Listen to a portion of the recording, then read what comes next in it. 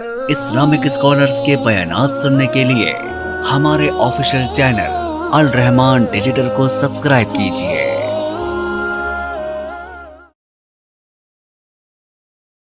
الحمد لله ونستعينه ونستغفره ونعوذ بالله من شرور ومن سيئات أعمالنا من يهده الله فلا مضل له ومن يضلل فلا هادي له وأشهد أن لا إله إلا الله وحده لا شريك له وأشهد أن محمدًا عبده ورسوله أما بعد فإن خير الحديث كتاب الله وخير الهدي هدي محمد صلى الله عليه وسلم وشر الأمور محدثاتها وكل محدثة بدعة وكل بدعة ضلالة وكل ضلالة في النار رب اشرح لي صدري ويسر لي أمري واحلل عقدة من لساني يفقهوا قولي اللهم انفعنا بما علمتنا وعلمنا ما ينفعنا وزدنا علما ربي أوزعني أن أشكر نعمتك التي أنعمت علي وعلى والدي وأن أعمل صالحا ترضاه وأصلح لي في ذريتي وأصلح لي في ذريتي إليك وإن أعوذ بالله السميع العليم الشيطان الرجيم بسم الله الرحمن الرحيم محمد رسول الله والذين معه أشداء على الكفار رحماء بينهم تراهم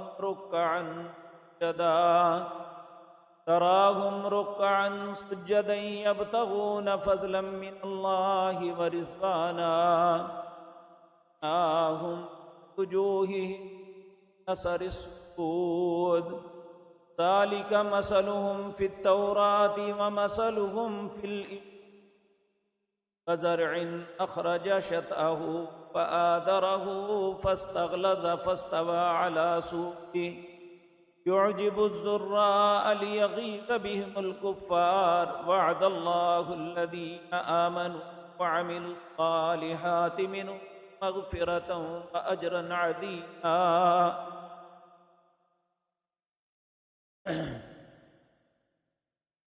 حضرات محترم، زندگی کا سفر بڑی کر رہا ہے۔ ہم اسلامی اعتبار سے سن ہجری ہے، اس کے نئے سال کا آغاز کر چکے۔ آج 3 تاریخ پوری دنیا کے اندر ایک اصول قانون ہے یا لوگوں کا ایک طرز عمل ہے کہ جب بھی نیا سال شروع ہوتا ہے تو وہ ایک خوشی کا اظہار کرتے ہیں، ایک تجدید عہد کرتے ہیں، سابقہ غلطیوں کے احساس کرتے ہوئے آئندہ نہ کرنے کا عہد کرتے ہیں اور نئے سال کے لیے بہترین پلاننگ کرتے ہیں۔ ہم میں سے ہر انسان یہ بات جانتا ہے، جب بھی وہ کسی کام کو شروع کرتا ہے، نیا گھر بناتا ہے، نیا معاملہ شروع کرتا ہے، تو اس کے ذہن میں یہ بات ہوتی ہے کہ اچھائی کے ساتھ اسے شروع کیا جائے تاکہ آنے والے وقتوں میں برکت ہو۔ کوئی نیا گھر بناتا ہے، اپنے اپنے ذہن کے مطابق کوئی وہاں بچوں کو بلا کے قرآن کی تلاوت کرواتا ہے، کوئی خود کرتے ہیں یا اللہ کی راستے میں صدقہ کرتے ہیں۔ اسی طرح کوئی نیا کاروبار شروع کرتا ہے، اسی طرح نیا سال بھی شروع ہوا ہے۔ کیا بحیثیت مسلمان ہم نے کسی نے غور کیا کہ سابقہ سالوں میں، سابقہ سال جو گزر چکا 1447، کہاں کہاں ہم سے غلطی ہوئی اور آئندہ اس غلطی کا اعادہ نہیں کرنا، اور آنے والے وقت کے لیے کیا پلاننگ کرنی ہے؟ سوچ یہ ہونی چاہیے۔ لیکن عجیب بات یہ ہے کہ دنیا کے لوگ اپنے سالوں کے شروع میں ایک نئے عزم کے ساتھ اس کا آغاز کرتے ہیں، لیکن ہمارا سال جب بھی شروع ہوتا ہے ایک عجیب رونا پٹنا شروع ہو جاتا ہے۔ اور دو قسم کے لوگ ہیں، ایک تو وہ بد نصیب ہیں جو رسول اللہ صلی اللہ علیہ وسلم اور آپ کے آل بیت کے متعلق جو ہے اچھے جذبات نہیں رکھتے، اور کچھ ایسے بد نصیب ہیں جو آل بیت کا نام لے کے رسول اللہ پہ بہت سے بہتان لگاتے ہیں، آپ کے بہت سے رشتوں کا انکار کرتے ہیں۔ کیا وہ آل بیت کی محبت اس بات کو سمجھتے ہیں کہ رسول اللہ کے ساتھیوں کو گالیاں دی جائیں؟ تو آج کی مجلس میں آپ کے سامنے عرض کرنا ہے کہ رسول اللہ کی حیثیت کیا ہے اور ہمیں آپ کے ساتھ تعلق کیسا ہونا چاہیے۔ اس طرح ہم رسول اللہ سے تعلق ہونا چاہیے، اسی طرح آپ کے ساتھیوں اور آپ کے خاندان کے ساتھ بھی ہونا چاہیے۔ یہ ہمارے ایمان کا حصہ ہے، ہمارے ایمان کی علامت ہے۔ میں نے جو آیت آپ کے سامنے پڑھی یہ سورۃ حجرات ہے، 26واں پارہ، اس کی آخری آیت۔ اللہ نے 4 مقام پہ رسول اللہ کے نام کا ذکر کیا ہے قرآن کریم کے اندر۔ ان میں ایک یہ مقام ہے، اللہ کہتے ہیں محمد الرسول اللہ صلی اللہ علیہ وسلم۔ یہ جو محمد ہیں صلی اللہ علیہ وسلم یہ اللہ کے رسول ہیں۔ والذین معہ، ذرا غور کریں ایک ایک لفظ پہ، صرف آپ ہی نہیں دنیا میں اچھے، تو آپ کے ساتھی ہیں وہ بھی اچھے۔ والذین معہ، جو آپ کے ساتھی ہیں وہ بھی، تو انہوں نے تربیت آپ سے لی، وہ آپ کے ڈائریکٹ شاگرد ہیں، آپ کی چہرہ انور کو اپنی آنکھوں سے دیکھا، آپ سے لیکچر لیے، آپ کی تربیت یافتہ ہیں۔ اللہ فرماتے اگر ان کی صفات دیکھنی ہے تو یہ دیکھو، اشداء علی الکفار، کفار پہ وہ بڑے سخت ہیں، رحماء بینہم، آپس میں بڑا ہی پیار محبت ہے ان کو۔ کون کہہ رہا ہے؟ اللہ کہہ رہا ہے۔ اور اللہ وہ ذات پاک ہے جو عالم الغیب والشہادہ، تو ہر غیب و حاضر کو جانتا ہے، قیامت تک کیا ہونے والا ہے اس سے کچھ بھی چھپا ہوا نہیں ہے۔ اس نے تو انسانوں نے جو کچھ کرنا تھا ان کی پیدائش سے 50,000 سال پہلے لکھ لی۔ کیا چیز چھپی؟ تو اللہ کے نبی کے ساتھیوں تعلق، چاہے وہ بلڈ ریلیشن کے ساتھی ہیں یا وہ آپ پہ ایمان لانے والے ساتھی ہیں، اللہ کہتے ہیں اشداء علی الکفار رحماء بینہم، کفار پہ وہ بڑے سخت ہیں، آپس میں بڑے رحم دل ہیں۔ تراہم رکعا سجدا، آپ انہیں دیکھیں گے ان کے چہروں پہ سجدے کے نشان ہیں، رکوع کرنے والے، سجدے کرنے والے ہیں۔ یبتغون فضلا من اللہ ورضوانا، ان کی پوری زندگی کی اسٹرگل، کوشش، رسول اللہ سے لے کر ایک عام صحابی تک، ان کی پوری زندگی کی کوشش اور اسٹرگل کیا ہے؟ یبتغون فضلا من اللہ ورضوانا، کیا وہ اللہ کا فضل تلاش کرتے ہیں یا اس کی رضامندی تلاش کرتے ہیں؟ ان کی زندگی کا ماٹو ہی یہ ہے۔ ہم ان کے متعلق بات کریں جن کی گواہی اللہ دے رہا ہے، اور یہ بات ذہن میں رکھیں، اللہ نے کبھی کسی کا لحاظ نہیں کیا۔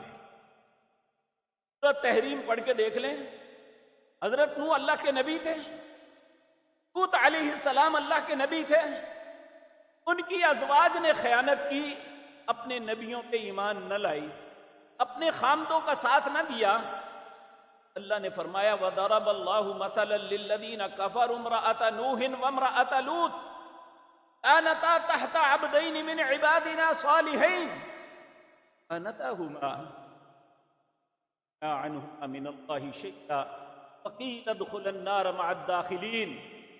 اے میرے پاک پیغمبر بیان کی مثال نوح علیہ السلام کی بیوی کی اور لوط علیہ السلام کی بیوی، فخانتاہما، ان دونوں نے اپنے زندگی کے ساتھیوں کے ساتھ خیانت کی، یعنی ان پہ ایمان نہ لائے، کفار کا ساتھ دیا۔ فلم یغنیا عنہما من اللہ شیئا، نبی کی نہ اس پہ کسی کام نہ آئے۔ فقیل ادخلا النار مع الداخلین، جس طرح دوسرے لوگ جہنم میں جلیں گے وہ بھی جلیں گے۔ اللہ الصمد، بات یاد رکھیں، اللہ بے نیاز ہے، اسے کسی کی دنیا میں پرواہ نہیں ہے، لحاظ نہیں کرتا اگر کوئی غلط کرتا ہے، اگر کوئی اچھا کرتا ہے تو اللہ اس کی قدردانی کرتا ہے، تو اللہ کسی غلط شہادت نہیں دیتا۔ ومن اصدق من اللہ قیلا، اللہ سے سچا کوئی نہیں بات کے اندر۔ ومن اوفی بعہدہ من اللہ، اپنے وعدے کو پورا کرے۔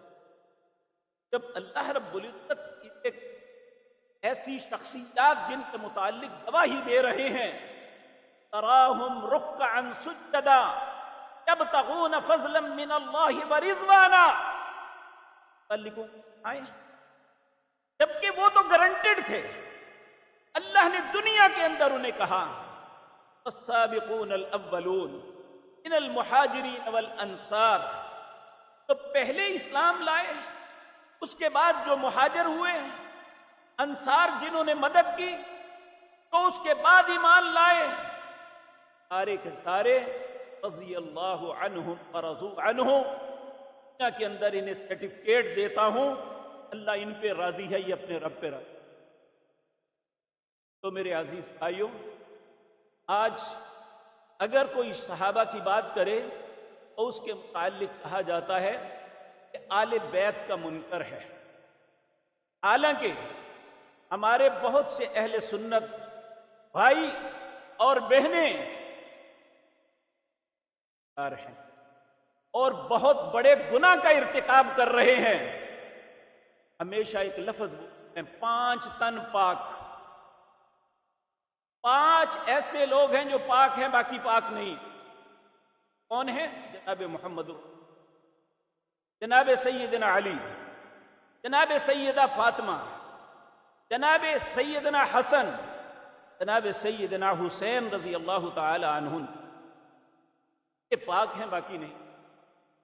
اب میں آپ سے عرض کرتا ہوں، 22واں پارہ میں پارے کی آخری آیات اور 22واں پارہ کا آغاز، اللہ اہل بیت قرآن میں کن کو کہہ رہے ہیں؟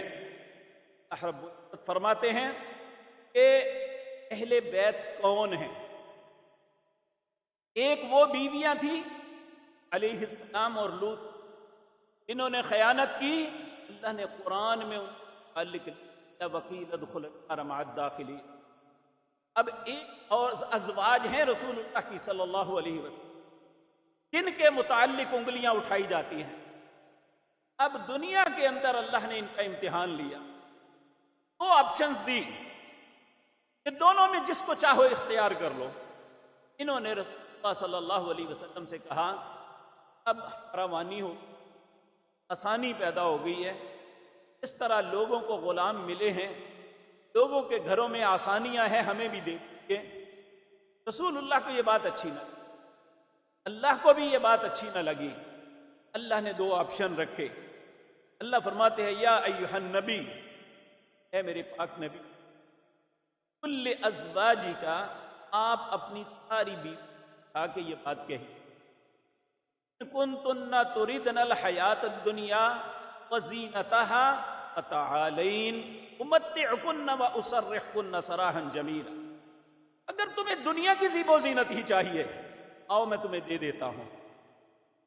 ان کنتن تردن الحیات الدنیا وزینتها، یہ پارہ ہے، اس کی آخری 3 آیات ہیں، سورۃ احزاب ہے، اپنے گھروں میں اٹھا کے دیکھ لینا، کیا تو میں عرض کر رہا ہوں یہ قرآن ہے، میری بات نہیں، اللہ کا حکم، اللہ کی بات ہے۔ اگر میرے اپنے پاس سے بات ہو، آپ اس کا 100 دفعہ انکار کریں، آپ پہ کوئی فرق نہیں۔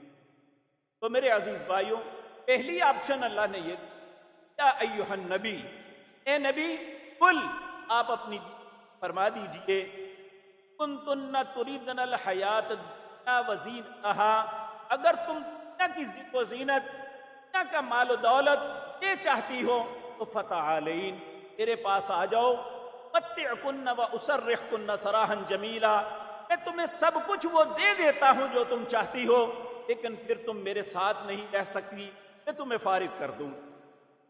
اب دوسری آپشن کیا ہے؟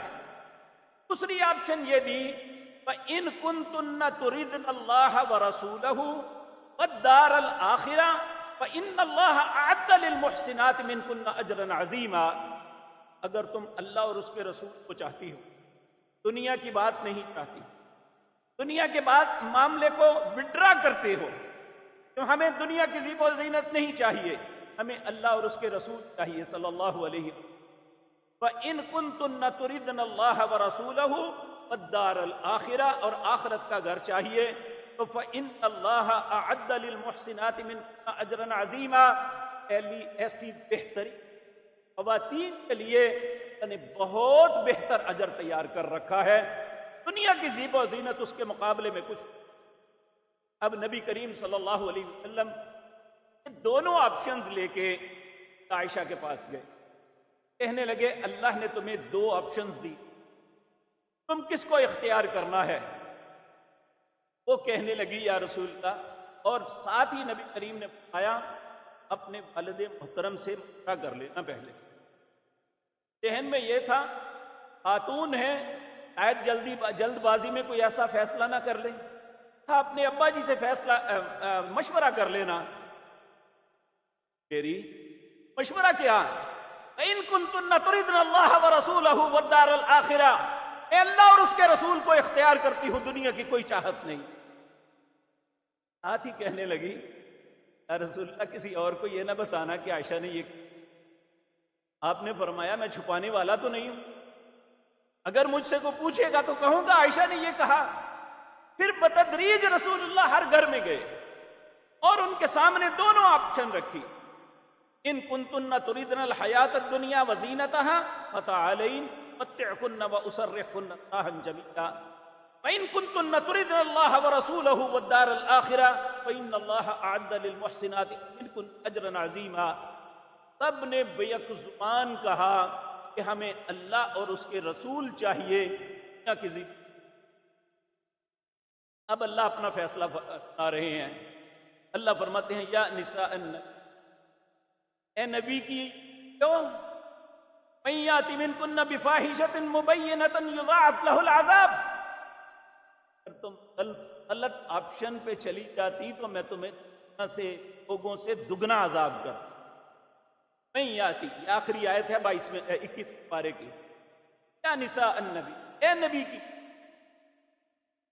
من یات منکن بفاحشۃ مبینۃ یضاعف له العذاب ضعفین وکان ذلک علی اللہ یسیرا، اگر تم غلط آپشن استعمال کرتی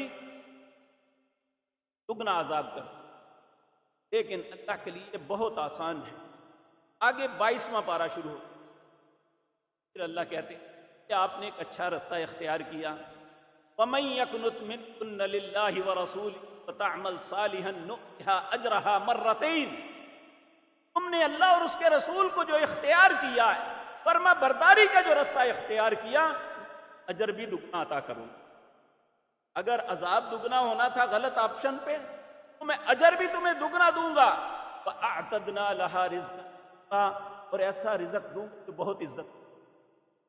اب جب نبی کریم صلی اللہ علیہ وسلم کی ازواج مطہرات نے، پاکیزہ ماؤں نے اچھا رستہ اختیار کیا، اللہ اور اس کے رسول کو اپنایا، اللہ نے پھر ایک فائنلی ان کے لیے ایک اعلان کیا، ایک اعزاز عطا کیا، کہا یا نساء النبی لستن کاحد من النساء، اے نبی کی بیوی، تم پوری دنیا میں تم جیسی عورتیں ہے ہی کوئی، دنیا کی سب سے بہترین خواتین، یا نساء النبی احد نبی القول۔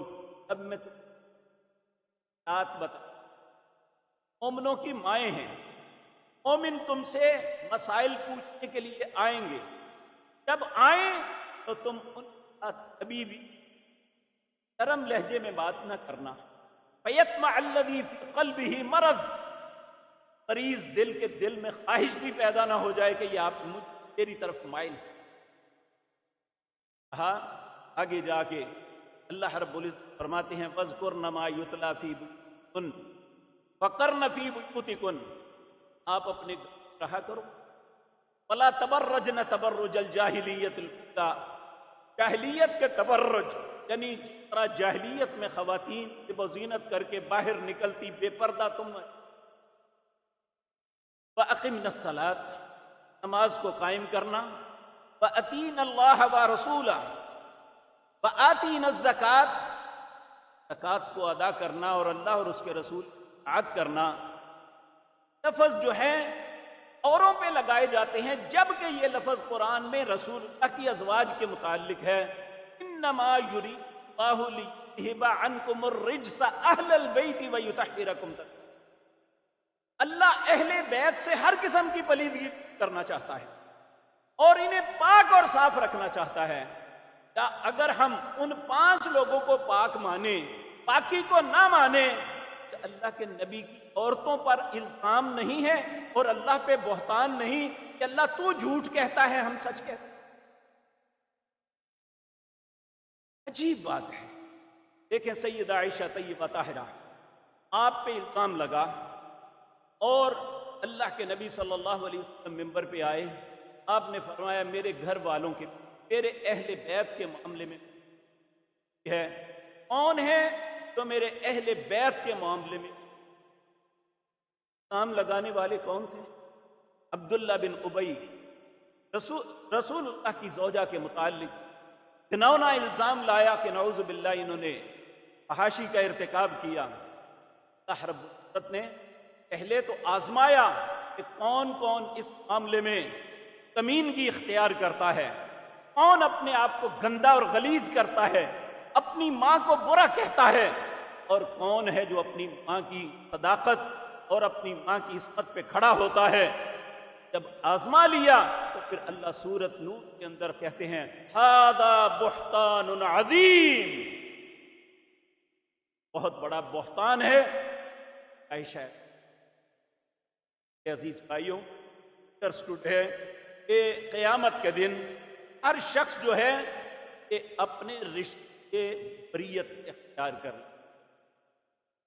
اللہ رب العزت سورۃ عبسہ میں فرماتے ہیں یوم یفر المرء من اخیہ، اس دن بھائی بھائی سے بھاگے گا، وامہ وابیہ، ماں اور باپ اولاد سے بھاگے گی، وصاحبتہ واخیہ، بیوی اپنے خامد سے، بھائی اپنے بھائی سے بھاگے گا، لکل امرئ منہم یومئذ شأن یغنیہ، اس دن ہر شخص کو اپنی پڑی ہوگی کہ بس میری بچت ہو جائے۔ سورۃ اللہ اکبر معارج کے اندر بھی اللہ رب العزت نے فرمایا کہ انسان کہے گا اللہ میرے باپ کو، میری بہن کو، میرے بھائی کو، میری بیوی کو، میری اولاد کو، سب کو پھینک دے، مجھے بچا دے۔ اللہ کہیں گے یہ نہیں، ہر شخص کو اپنی ذمہ داری کا خود پتہ۔ تو میرے عزیز بھائیو، ایسے وقت میں اللہ نے فرمایا سب لوگ جب رشتے کو بھول جائیں گے، میں اپنے رشتوں، میرے رشتے جو ہیں کہ اس دن بھی قائم رہیں گے، تو رسول اللہ کے رشتے ہیں، اگر وہ قائم رہیں گے تو ہونا چاہیے۔ اللہ صلی اللہ علیہ وسلم باتوں کا ہم کہاں کہاں انکار کر رہے ہیں۔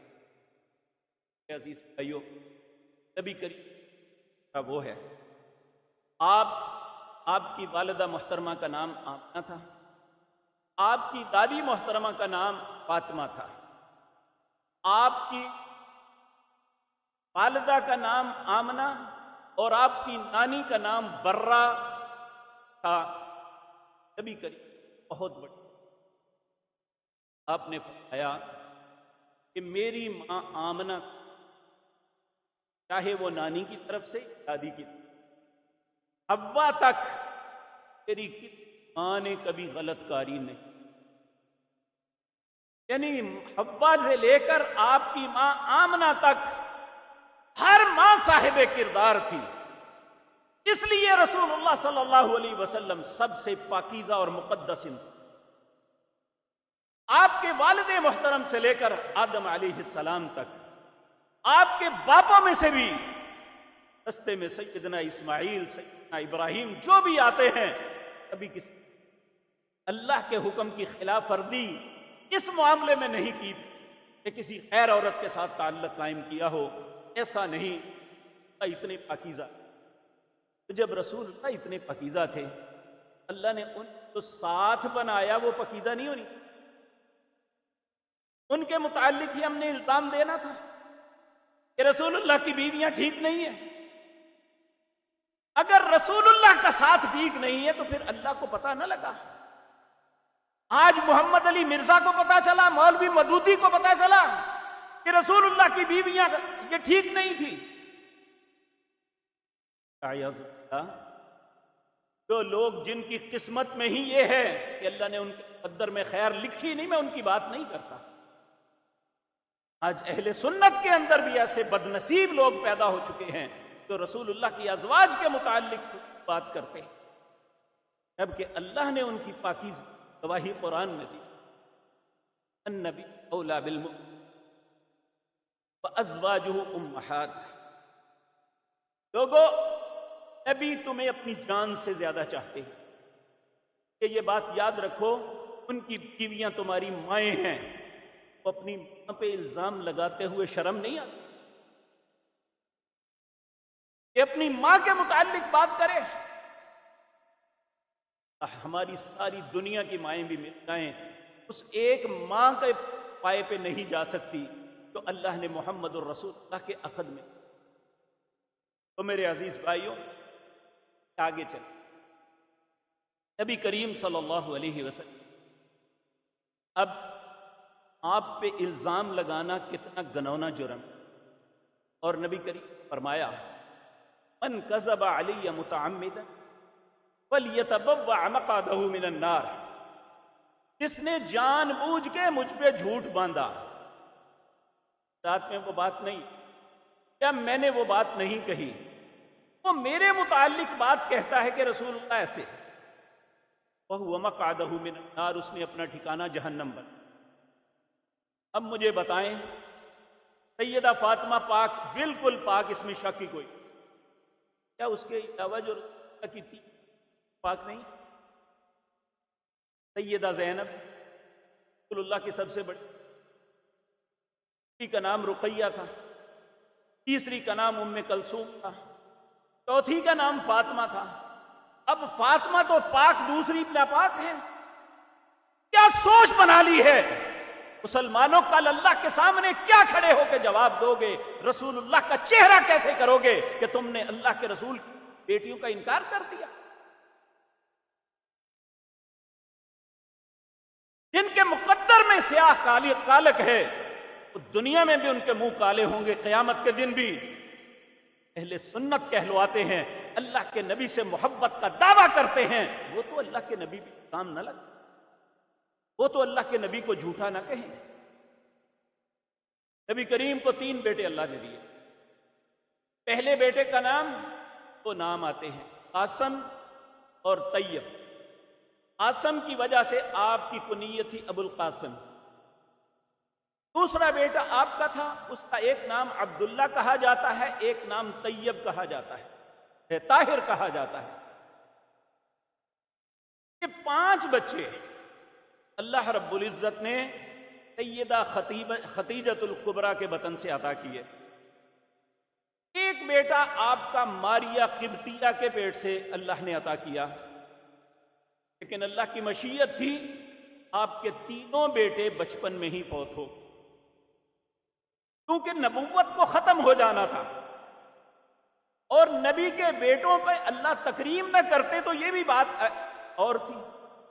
اللہ نے ہر نبی کے بیٹوں کو نبی بنایا، لیکن رسول اللہ کے بیٹے نبی نہ بنتے کہ یہاں نبوت ہی ختم تھی کہ اللہ نے آپ کے بیٹوں کو بچپن میں ہی فوت کر دیا، اور اللہ نے کہا ما کان محمد ابا احد من رجالکم ولکن رسول اللہ وخاتم النبیین، کہ رسول اللہ صلی اللہ علیہ وسلم آپ کسی بیٹے کے باپ نہیں، آپ چونکہ آخری نبی ہیں،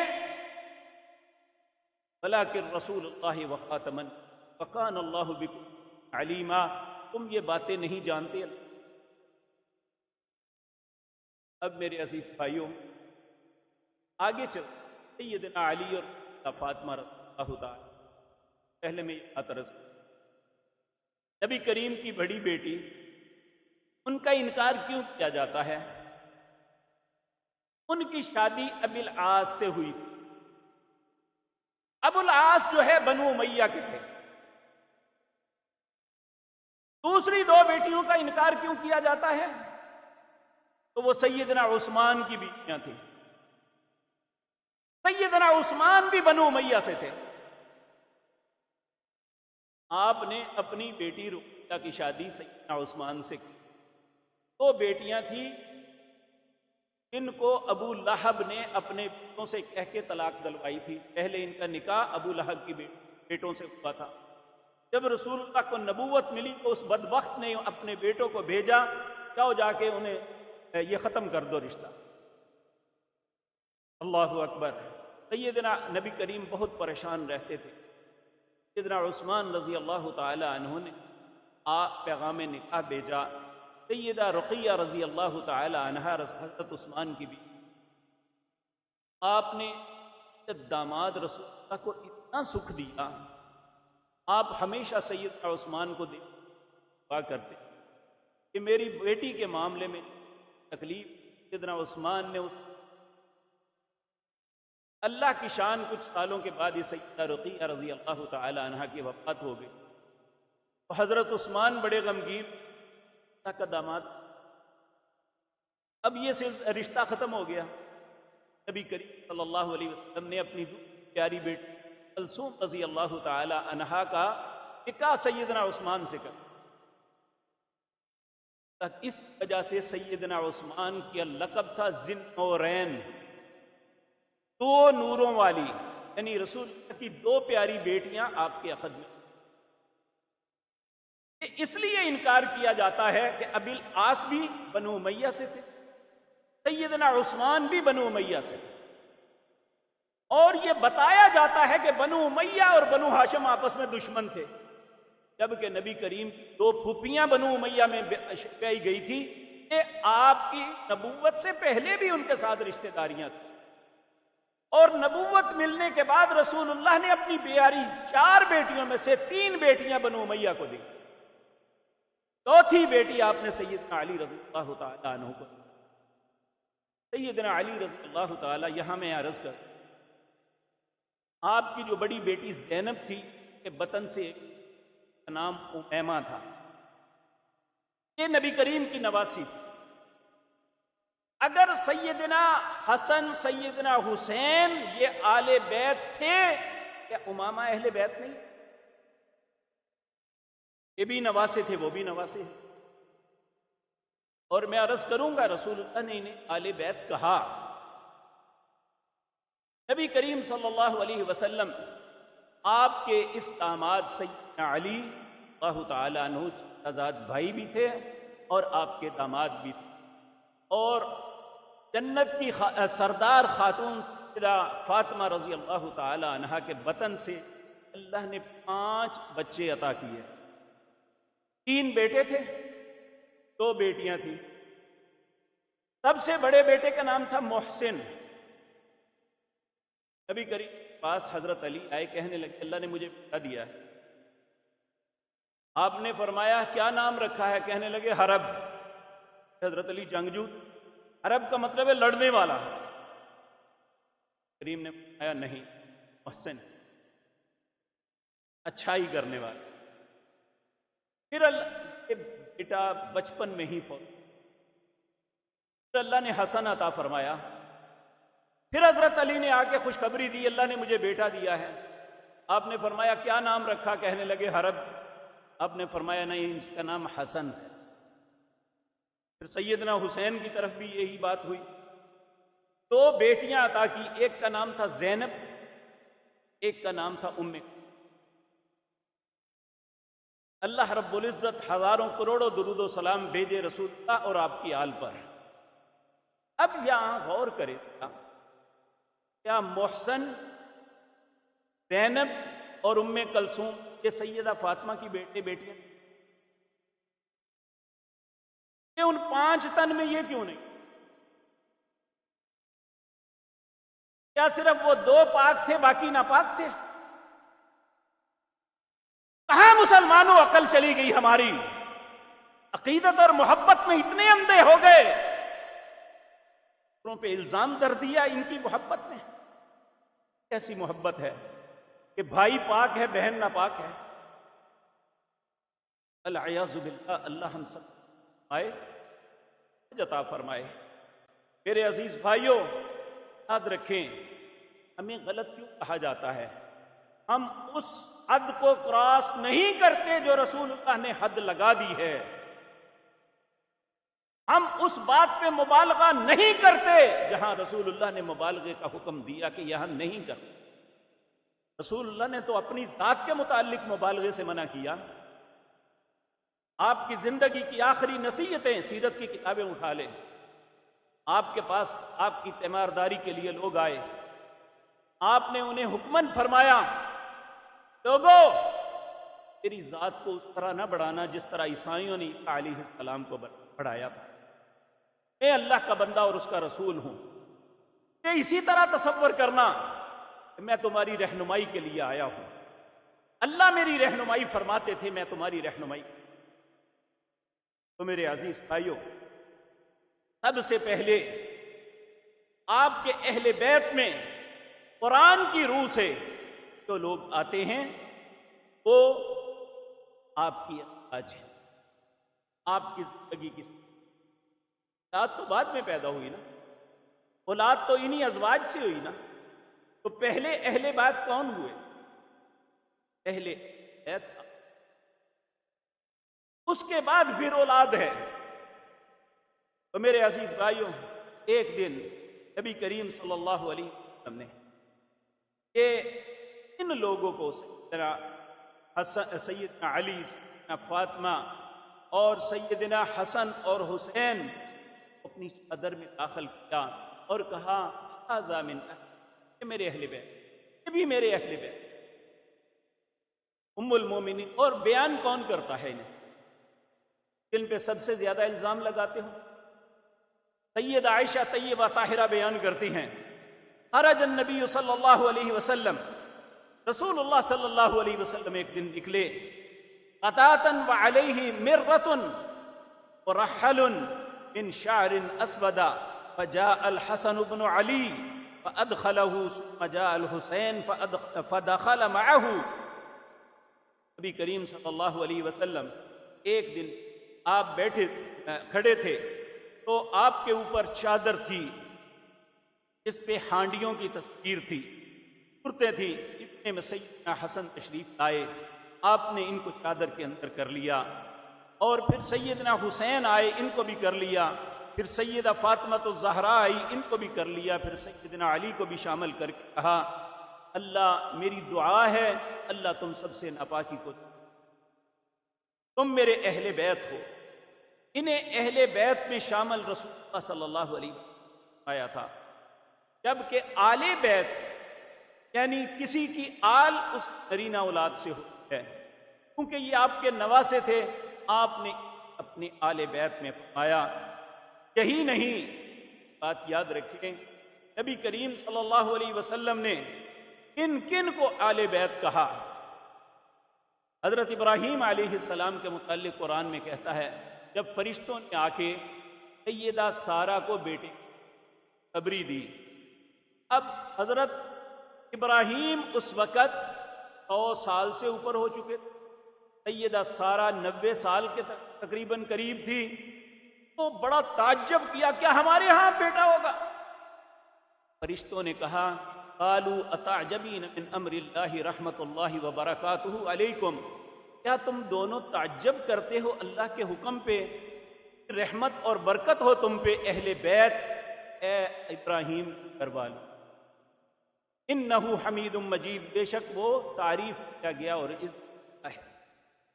اور نبی کریم صلی اللہ علیہ وسلم جب آپ کی زینب بنت جحش سے شادی ہوئی، آپ نے اس کا ولیمہ کیا، گوشت پکایا اور روٹیاں۔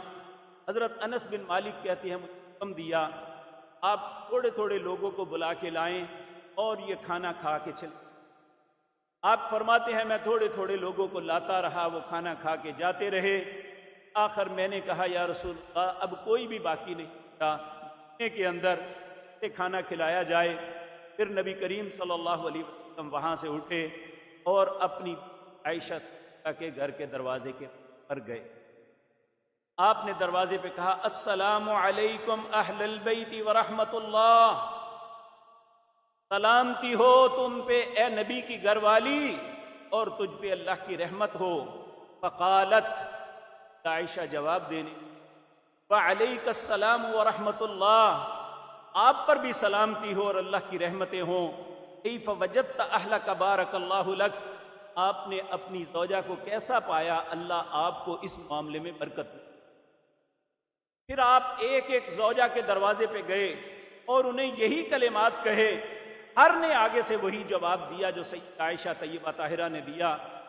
حدیث سے معلوم ہوتا ہے رسول اللہ صلی اللہ علیہ وسلم اپنی بیویوں کو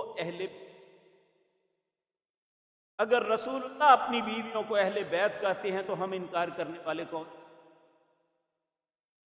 اسی طرح صحیح مسلم کے اندر آتا ہے نبی کریم صلی اللہ علیہ وسلم جب اپنے کسی گھر میں داخل ہوتے کہتے سلام علیکم کیف انتم یا اہل البیت، تم پر سلامتی ہو اے گھر والیو، تم کیسے ہو، یعنی ان کے حالات معلوم کرنے کے کلمات کہتے۔ پھر نبی کریم صلی اللہ علیہ وسلم سیدہ عائشہ صدیقہ رضی اللہ تعالی عنہا پر جب تہمت لگائی گئی، نبی کریم ممبر پہ تشریف لائے، آپ نے کہا یا معاشر المسلمین، اے مسلمانوں کی جماعت، من یعذرنی من رجل قد بلغنی اذاہ فی اہل بیتی، تم معاملے میں میری کیا مدد کر سکتے؟ اس معاملے میں میرے اہل بیت کے متعلق تکلیف ہوئی ہے۔ رسول اللہ صلی اللہ علیہ وسلم آپ نے سب کو اہل بیت کہا۔ اس کے علاوہ وقت ہو چکا، نبی کریم صلی اللہ علیہ وسلم سے حسین بن صبرہ نے زید بن ارقم کو مخاطب ہو کے پوچھا، زید بن ارقم رضی اللہ تعالی عنہ یہ سابقون الاولون سب سے پہلے مسلمان لوگوں میں سے تھے، کہ رسول اللہ صلی اللہ علیہ وسلم کے بڑے قریبی تھے۔ ان سے پوچھا ومن اہل بیتہ، کہ اہل بیت کون کون سے؟ یا زید، اے زید، الیس النساء من اہل بیتہ، کیا رسول اللہ کی بیویاں ان کے اہل بیت سے ہیں؟ قال نساؤہ من اہل بیتہ، ہاں نبی کریم کی بیویاں ان کے اہل بیت سے ہیں۔ ولکن اہل البیت من حرم الصدقۃ بعدہ، آپ کے اہل بیت پر اللہ نے صدقے کو حرام کیا ہوا تھا۔ جن پہ صدقہ حرام تھا وہ کون کون تھے؟ وہم آل علی، وہ آل علی تھے، وآل عقیل، آل عقیل یہ سیدنا علی کے بڑے بھائی تھے، وآل جعفر، جعفر طیار یہ بھی سیدنا علی کے بھائی تھے، وآل عباس یہ رسول اللہ کے چچا تھے۔ ان چاروں کے متعلق فرمایا یہ ان کی اور ان کی اولادیں میرے اہل بیت سے۔ تو ہم صرف سیدنا حسنین کو آل بیت تصور کر کے باقی سب کو نکال دیں، ایک بالکل ناجائز اور اللہ کے نبی صلی اللہ علیہ وسلم پر تہمت ہے۔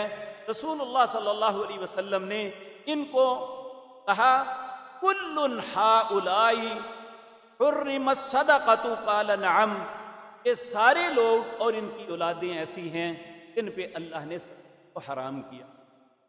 ان کے لیے اللہ نے خمس تو مال غنیمت آتا ہے، اس میں 5واں حصہ رسول اللہ اور ان کی آل کے لیے بس تھا۔ تو آج ایک خاص پارٹی نے اپنے لیے بنا لیا ہے جبکہ یہ رسول اللہ اور آپ کے آل بیت، آل عباس، آل جعفر، آل عقیل اور آل علی کے لیے مختص تھا، اور آل اہل بیت یعنی نبی کریم صلی اللہ علیہ وسلم کی بیویوں کے لیے مختص تھا۔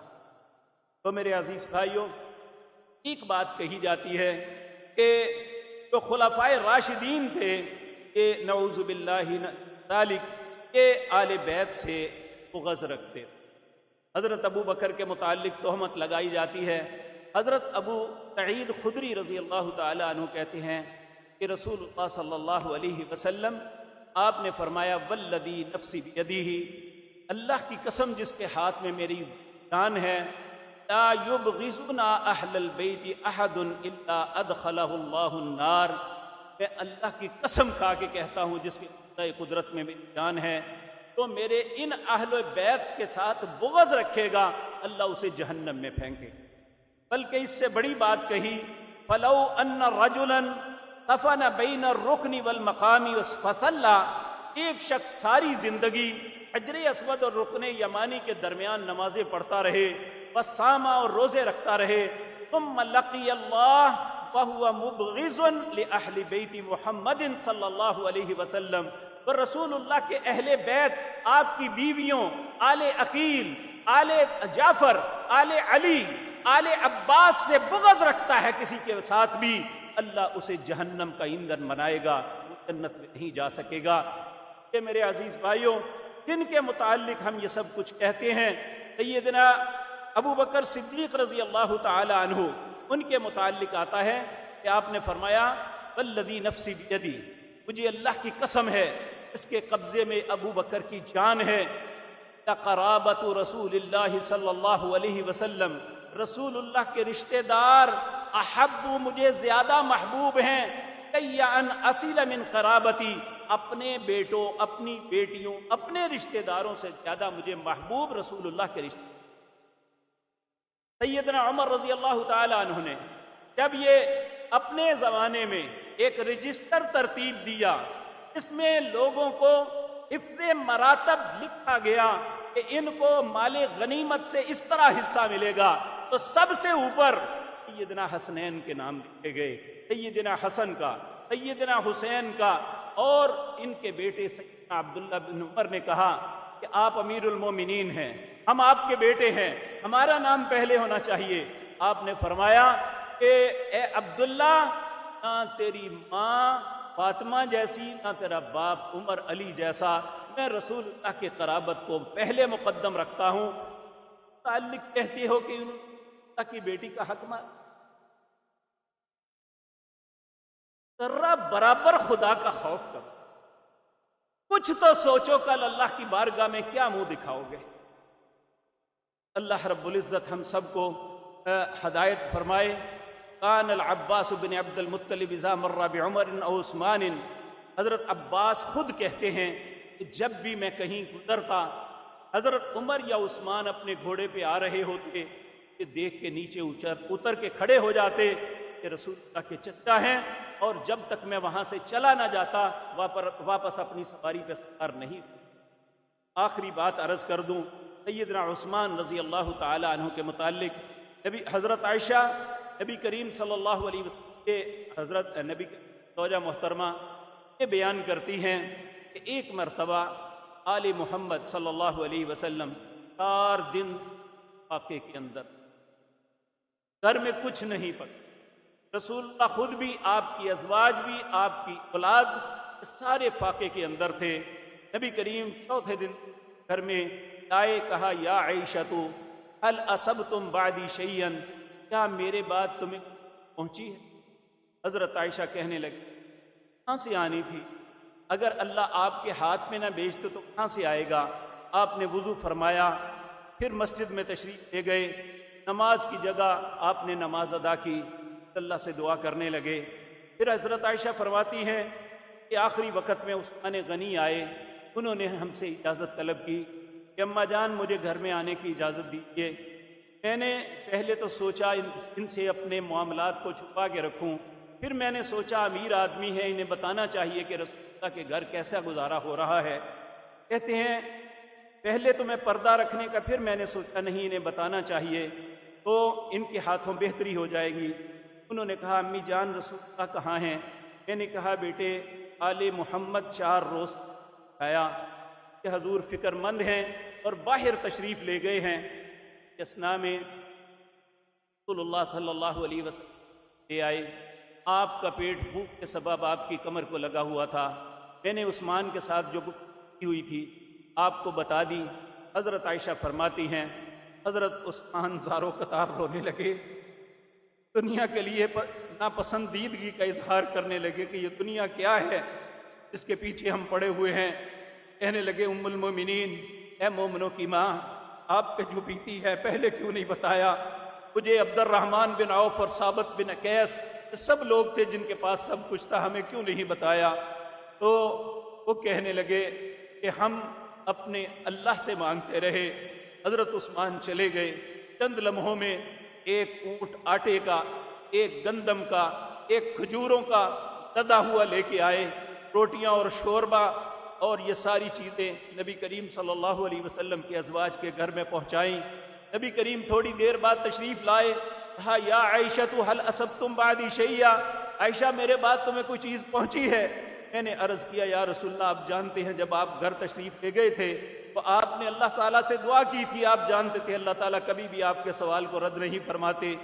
تو کہا تمہیں کیا چیز پہنچی ہے؟ میں نے کہا ایسے ایسے ایک اونٹ کا بوجھ آٹا، ایک گندم، ایک کھجور، 300 درہم کی تھیلی، صاف ستھری کھال اور روٹیاں اور بہت سا شوربہ۔ اللہ نے فرمایا یہ کس نے بھیجا؟ کہا عثمان بن عفان نے۔ آج عثمان بن عفان کو بددیانت کہتے ہوئے شرم نہیں آتی۔ نبی کریم اسی وقت اٹھے، مسجد میں چلے گئے، کھانا بھی نہیں تناول فرمایا، مسجد میں جا کے بیٹھے، دونوں ہاتھ اٹھا دیے اور کہا اللہم قد رضیت عن عثمان فرض عنہ، اے اللہ میں عثمان پہ ہمیشہ کے لیے راضی ہو گیا، تو بھی اس پہ راضی ہو جا۔ جب رسول اللہ عثمان پہ راضی ہیں، جب اللہ اور عثمان پہ راضی ہے تو مودودی کس طرح اپنی خلافت مولوکیت پہ بیٹھ کے عثمان پہ الزام لگاتا ہے؟ بابا اسحاق یا جہلم کا خبیث کس طرح سیدنا عثمان پہ بکواس بکتا ہے؟ جب اللہ ان پہ راضی ہے، رسول اللہ اس پہ راضی ہے، تو کائنات کے لوگ جو مرضی کہتے رہیں وہ اللہ کی رحمت سے اللہ کی رضا میں ہیں۔ اللہ ہمیں آپ لوگوں کے قدموں میں جگہ عطا فرما دے کہ ہمارے لیے زندگی کا سب سے بڑا اعزاز ہوگا۔ تو اس لیے مسلمانوں، رسول اللہ کی آل ہو، رسول اللہ کے اہل بیت ہو یا رسول اللہ کے اصحاب ہوں، رسول اللہ نے حکم دیا کہ میرے صحابہ، میرے آل بیت کے معاملے میں اذکر اللہ، اللہ سے ڈرتے رہنا، اللہ سے ڈرتے رہنا۔ اللہ ہمیں یہ باتیں سمجھنے اور عمل کی توفیق عطا فرمائے۔ ہم ان لوگوں کے پراپیگنڈے کا حصہ نہ بنیں جو آل رسول کی مخالفت کرتے ہیں، ان لوگوں کے پراپیگنڈے کا حصہ بھی نہ بنیں جو اصحاب رسول کے خلاف چلتے ہیں۔ اللہ ان لوگوں کے ایمان کی طرح ہمیں ایمان عطا فرما دے۔ اقول قولی ھذا واستغفر